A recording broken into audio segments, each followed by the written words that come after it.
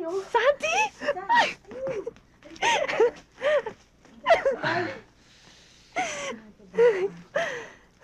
Siya nga pala para sa'yo. Salamat, ang ganda. Halika, halika. Pwede kami dun? O sige, basta huwag kayo magtatagal, ha? Sige, salamat ho. Dito tayo. May mga comics din ako dala. Salamat. Pasensya ka na kung Ako na. hindi kita nadadalaw ng Okay. madalas. Alam ko naman na busy-busy ka sa pag-aaral mo eh. Ilang buwan na lang gagraduate ka na. Matutupad na rin ang mga pangarap natin. Yun ay dahil sa tulong mo. Pero kung hindi dahil sa akin, Huwag mo nang isipin yan, Sandy. Makakasira lang yan sa konsentrasyon mo. Mas pipiliin ko pa rin ako ang nandito, imbis na ikaw. Aaminin ko mahirap ang buhay dito. Kung minsan nga parang gusto ko nang sumuko, parang di ko na kaya.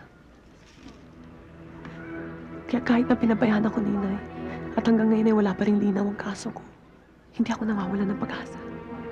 Dahil alam ko, na pagkatapos ng lahat ng ito, nandiyan ka. Hindi mo ako papabayaan. Hintayin mo ako, hindi ba? Kahit anong mangyari, tayo pa rin. Huwag kang malulungkot, Sandy. Hindi magtatagal, magkakasama din tayong dalawa.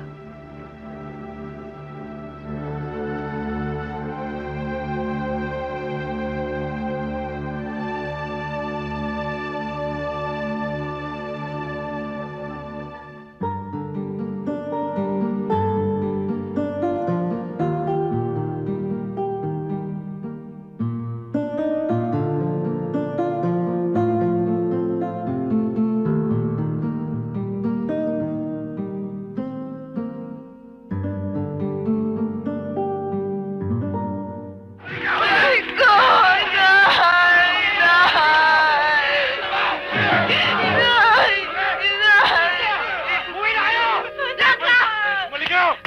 Hoy! Esther! Ate, wag na! Blanca! Sinabi na! Esther, huwag kong padalo-dalo. Bawal yung pumasok dito! Sandali lang ako! Bawal yung pumasok! Blanca, lumabas ka dyan! Sandali! Ma'am, nagpumilit po silang pumasok. Oh, surprise, surprise. May mga bisita pala ako. So, anong may paglilingkod ko sa inyo? Pinatay mo ang inay ko, demanda kita! Sige, magdemanda ka. Titingnan ko kung sinong pakikinggan ng korte. Ang sabi pa naman ni Inay, kahit anong gawin mo, kahit anong gawin mong pang-api sa amin, kapatid ka namin, kadugo ka namin. Pero sinasabi ko ngayon, wala akong kapatid na! Kung magdadrama ka ba, maibabalik mo pa rin ba ang buhay ng... Talagang demonya ka, Blanca. Oo, Esther. Talagang demonya ako. Kaya makinig ka. Dahil may magandang balita ako sa inyong magkapatid. Pinalalayas ko na kayo sa bayang ko. At kahit pa hindi nyo na mabayaran ng mga utang ninyo, ayoko nang makita ang mga pagmumukha ninyo rito. Lumayas na kayo! Tama na! Awat na! Awat na! Awat na!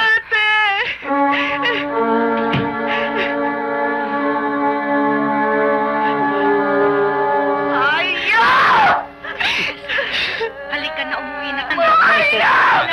Tama na!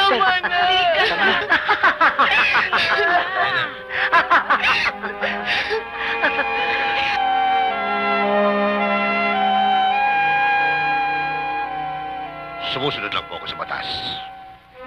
Anong batas? Batas ni Blanca?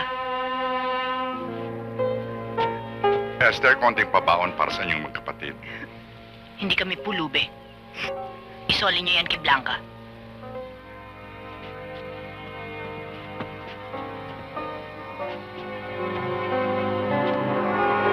Isinusumpa ko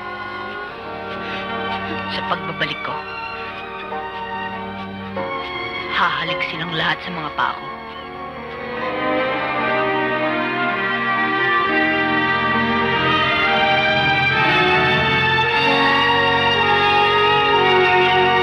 Diet ni Sisa, nadagdagan po tayo, 114.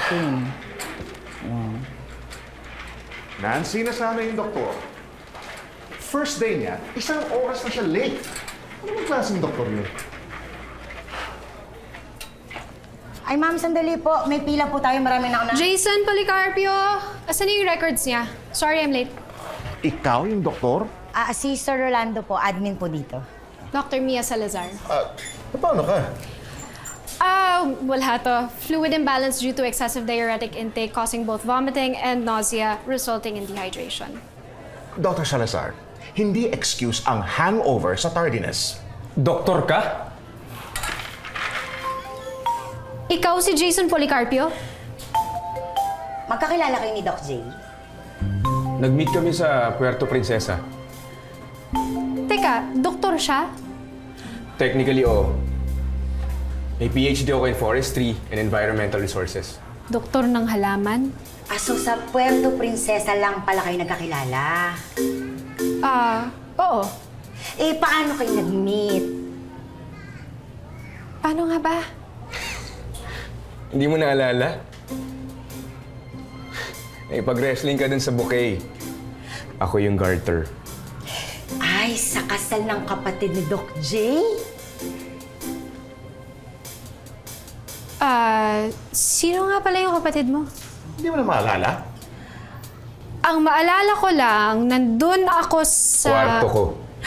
Ang bilis ng pangyayari. Inibaran kita agad. Oh my G! Dr. Salazar, what you do on your own free time is none of my business as long as it doesn't affect your work here. Hindi ito bakasyon. Public service ito. At madaming umaasa sa'yo.